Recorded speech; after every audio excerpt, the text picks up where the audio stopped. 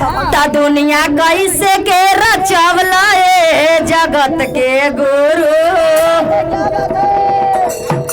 ता दुनिया कैसे के रचवला ए जगत के गुरु कि हमरा समझ न आवेला।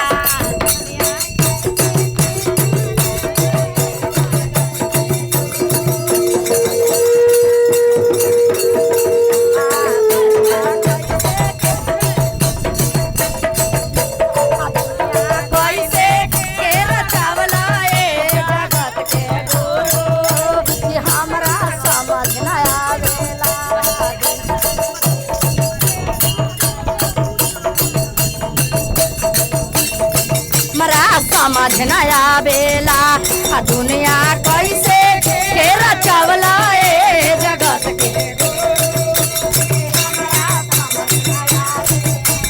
कोई के कोठा पर कोठा, कोई के महल के तैयारी, कोई के कोठा पर कोठा, कोई के महल पर तैयारी, कोई के कोठा पर कोठा, कोई के महल के तैयारी, कोई के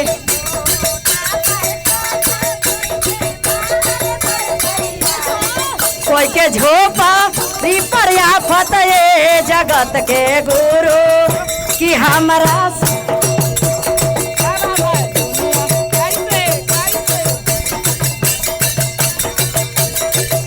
कि हमरा समझ न आवेला दुनिया कैसे के रचवला ए जगत के गुरु कि हमरा समझ न आवेला।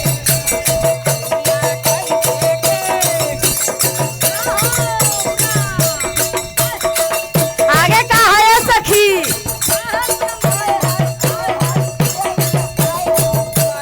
कोई के बेटा पर बेटा, कोई के पोता के तैयारी, कोई के बेटा पर बेटा, कोई के पोता के तैयारी, कोई के बेटा भे पर बेटा, कोई के पोता के तैयारी, कोई के बेटा पर बेटा, कोई के पोता के तैयारी, कोई के बेटी ए पर आफत ए जगत के गुरु कि हमरा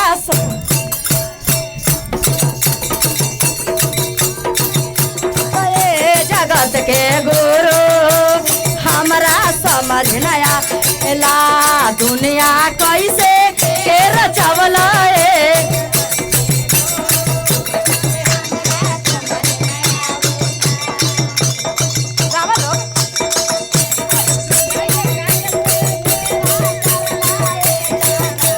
मोदी जी फिर खबर कर देबो। कोई के बाइकवे पर बाइक, कोई के एटीएम के तैयारी, कोई के बाइकवे पर बाइक, कोई के एटीएम के तैयारी, कोई के बाइकवे पर, कोई के एटीएम पर तैयारी, कोई के सीकवे पर आफत ये जगत के गुरु कि हमरा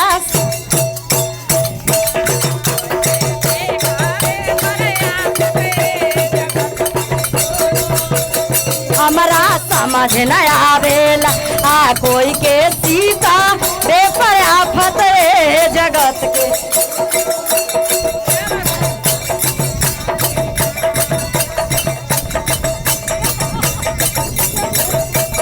कोई के खोवा मलाई, कोई के माखन मलाई, कोई के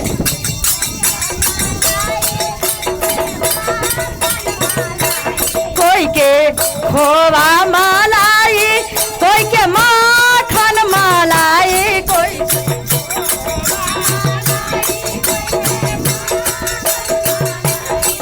कोई के रोटी ए पर आफत ए जगत के गुरु हमरा समझ न आवेला।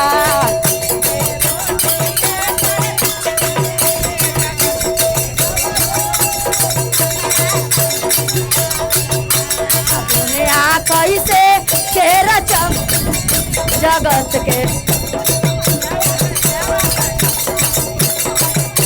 हाँ दुनिया कैसे के रचौ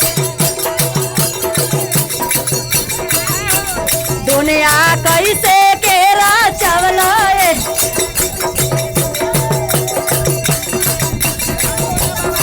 हाँ दुनिया कैसे के रचवला जगत के गुरु कि हमरा समझ न आवेला। प्रेम से बोलिए श्री गुरु महाराज की जय।